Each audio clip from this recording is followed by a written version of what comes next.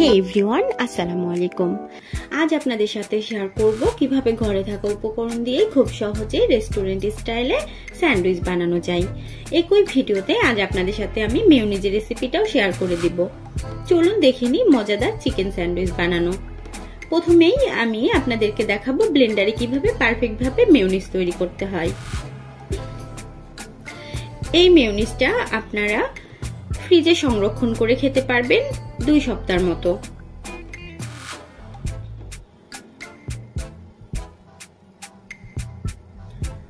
তো প্রথমেই একটা ব্লেন্ডারের জারে নিয়ে নিচ্ছি রুম টেম্পারেচারে থাকা একটা ডিম। দিয়ে দিচ্ছি 2 টেবিল স্পুন পরিমাণ গুঁড়ো দুধ, 1 চামচ ব্ল্যাক পেপার। আমার হাতের কাছে হোয়াইট পেপারটা ছিল না, তাই ব্ল্যাক পেপারটা ইউজ করেছি। দিয়ে দিলাম 1/2 চামচ লবণ আর 1 চামচ পরিমাণ চিনি। এখন 1 ফালি লেবুর রস আমি চিপে দিয়ে দিব আর দিয়ে দিব 1 চামচ পরিমাণ ভিনেগার। আমি এখানে লেবু এবং ভিনেগার দুইটা ব্যবহার করেছি, আপনারা যে কোনো একটা ব্যবহার করলেও হবে। আমি এখানে 1 কাপ তেল নিয়ে নিয়েছিলাম, সেখান থেকে খুব সামান্য পরিমাণ দিয়ে দিচ্ছি।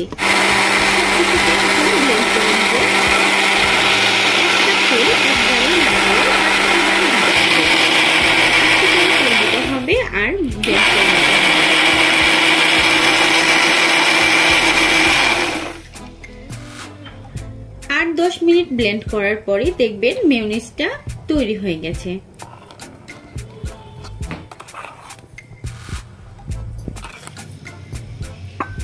মেয়োনিজটা এখন একটা বাটিতে ঢেলে নিচ্ছি। এখন এটাকে আমি নরমাল ফ্রিজে রেখে দিব।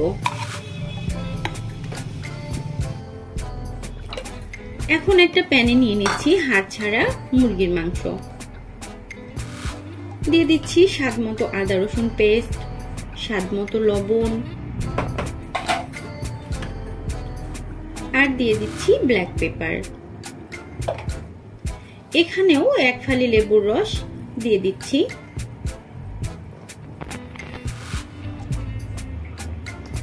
এখন 1 কাপ পানি দিয়ে মাংসটা সেদ্ধ বসাই দিব।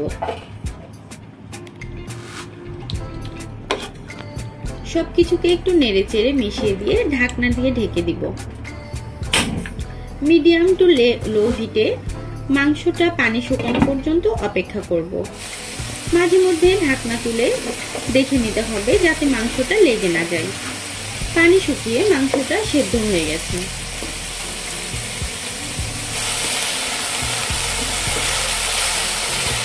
মাংসটা নামিয়ে এখন চুলা থেকে ঠান্ডা করে নিব। একটা ছুরির সাহায্যে ছোট ছোট টুকরো করে নিচ্ছি। অনেকটা কিমা করা মাংসের মতো হয়ে যাবে।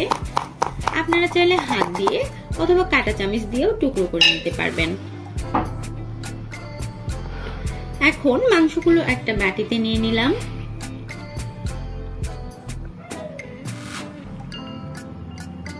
দিয়ে দিচ্ছি কুচি করে কাটা গাজর আর দিয়ে দিব কুচি করে কাটা শসা। পরিমাণটা বলে দিচ্ছি না, যে যার পছন্দ মতো দিয়ে নেবেন।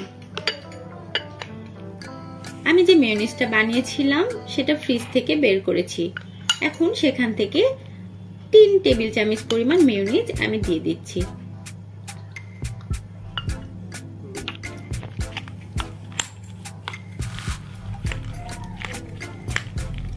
ফ্রিজে রাখার জন্য মেয়োনিজের কনসিস্টেন্সিটা কতটা পারফেক্ট হয়েছে দেখতেই পাচ্ছেন। সবকিছুকে ভালোভাবে মাখিয়ে নিলাম।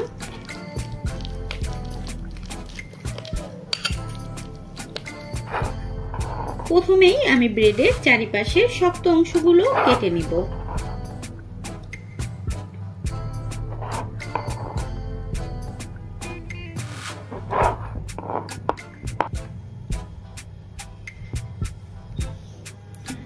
তারপর একটা ব্রেড নিয়ে নিলাম এবং ব্রেডের উপরে কিছুটা টমেটো সস মাখিয়ে নিচ্ছি।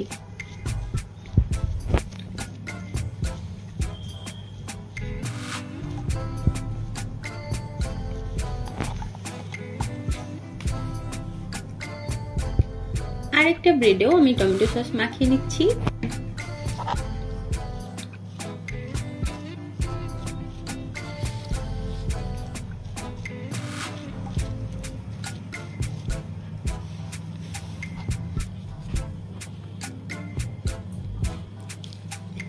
এখন আগে থেকে যে পুরটা বানিয়ে রেখেছিলাম সেটা ব্রেডের উপরে দিয়ে দিচ্ছি। আপনারা আপনাদের পছন্দ মতো কম বেশি করে দিয়ে নেবেন। বেশি খেতে পছন্দ করলে বেশি দিবেন, কেউ যদি কম খেতে পছন্দ করেন তাহলে কম দিবেন।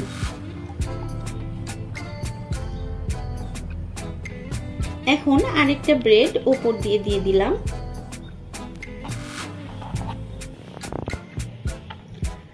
তারপর মাঝখান থেকে স্যান্ডউইচের আকারে কেটে নিব। ওয়াও, আমার 2 পিস স্যান্ডউইচ বানানো হয়ে গেছে।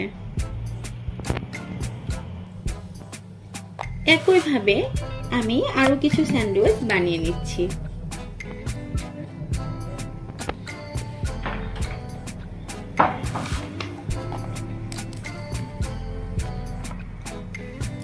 একটা জিনিস কি খেয়াল করেছেন বন্ধুরা, আমি মেয়োনিজটা কিন্তু শসার সাথে মিশিয়েছি, তারপরও মেয়োনিজ কিন্তু পাতলা হয়ে যায়নি। আপনারা যদি এভাবে মেয়োনিজের রেসিপি ফলো করেন, আশা করছি সবাই খুব ভালোভাবে মেয়োনিজ বানাতে পারবেন। আপনাদের সুবিধার্থে আরেকটা জিনিস আমি বলে দিচ্ছি, আমি কিন্তু মেয়োনিজেও লবণ ব্যবহার করেছি এবং মাংসটা যেটা আমি স্যান্ডউইচের জন্য নিয়েছিলাম সেটাতেও লবণ দিয়ে সেদ্ধ করেছি, তাই পরবর্তীতে আর কোনো লবণ ব্যবহার করা লাগেনি।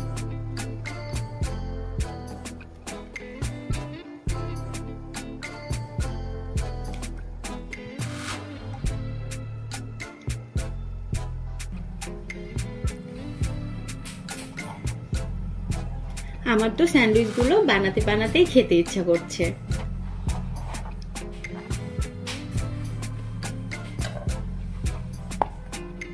কিন্তু খেতে পারতেছি না, বানিয়ে তো আগে আপনাদেরকে দেখাতে হবে।